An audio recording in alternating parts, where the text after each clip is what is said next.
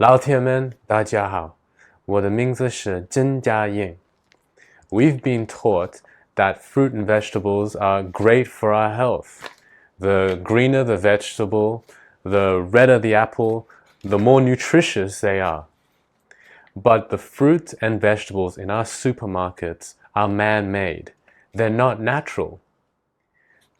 If you want proof, go outside and try to find these fruits and vegetables in the wild. In the case of fruits, you'd be hard-pressed to find any in nature because the birds and small animals will get to them before you do. And if you were to find wild fruits, they're usually so bitter that you would spit out the fruit after the first bite.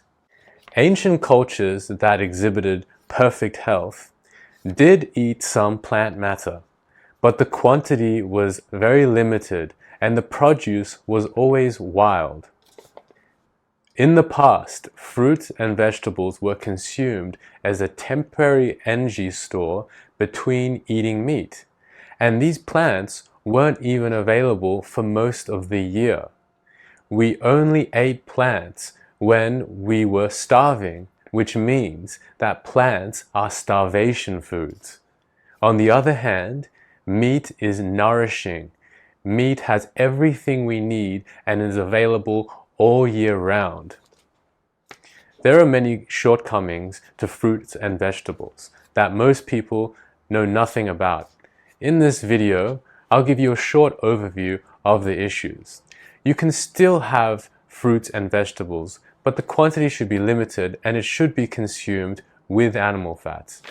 First and foremost, plants miss essential micronutrients such as vitamin B12, D3, F, K2, and many more. With regard to vitamin B12, we need it for the production of DNA, RNA, and blood cells. A deficiency in vitamin B12 leads to fatigue and weakness. This can lead to further issues such as anemia, depression, and the total destruction of your nervous system. Vitamin B12 is a common deficiency experienced by vegans, which is why many vegans develop clinical depression and anxiety. Bioavailability is an integral shortcoming of the plant-based diet that receives no attention in nutrition discussions. This is best exemplified by vitamin A. We need vitamin A for good skin, a strong immune system, amongst many other reasons. Vitamin A is 20 times more bioavailable in animal-based products. In fact, plant-based foods don't have vitamin A. They have precursors to vitamin A that have to be converted to vitamin A by the body. However, this conversion is very inefficient, and recently scientists have discovered that this conversion doesn't take place properly for infants and small children. To get these nutrients, they need to eat animal fats. Yet, orthodox nutritional pundits are still pushing the low-fat, high-carb diet even to our children. The term anti-nutrients is virtually unheard of, but it has serious implications to our health. Plants contain phytochemicals that are used to deter prey from consuming them. It is a defense mechanism. All organisms want to live. Animals can run away. Plants have anti-nutrients as a self-defense mechanism. Anti-nutrients interfere with the absorption of essential vitamins and minerals. Things like zinc, iron, magnesium, and calcium have their absorption hindered due to the presence of anti-nutrients. Anti-nutrients create mineral deficiencies.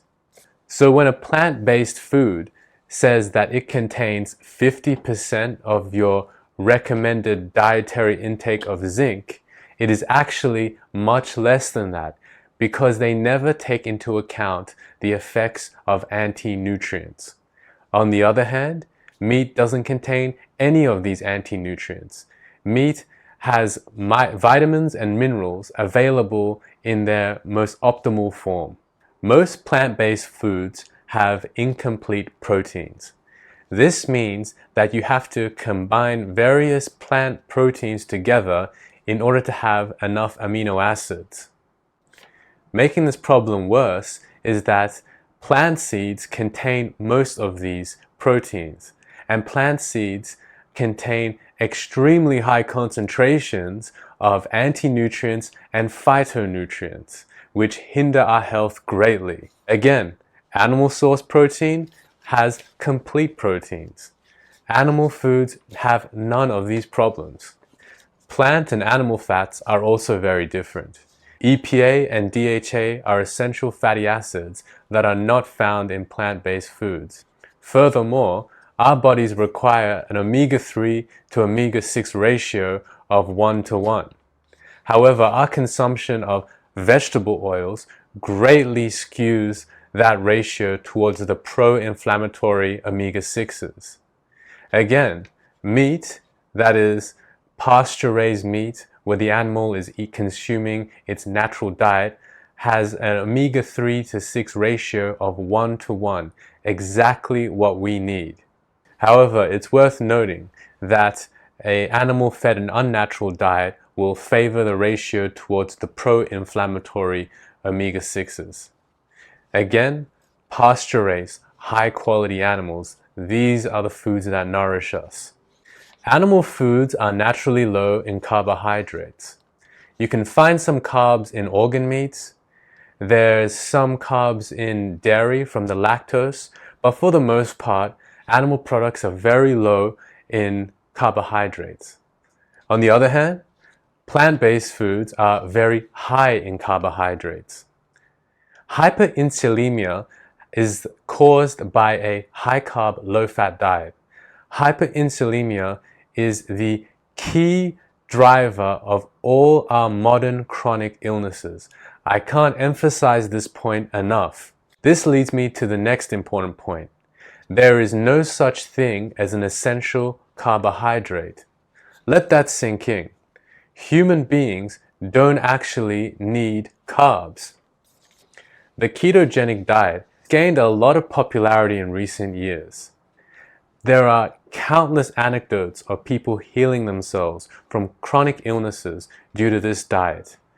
We as human beings aren't designed for high doses of carbs.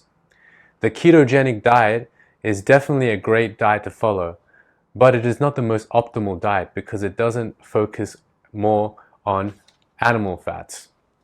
Plant-based foods have a macronutrients that animal foods don't: fiber.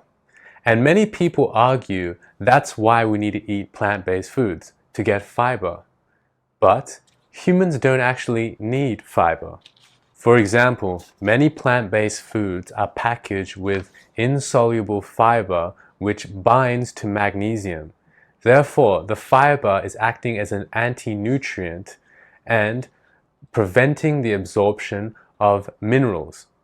Therefore, fiber can cause mineral deficiencies.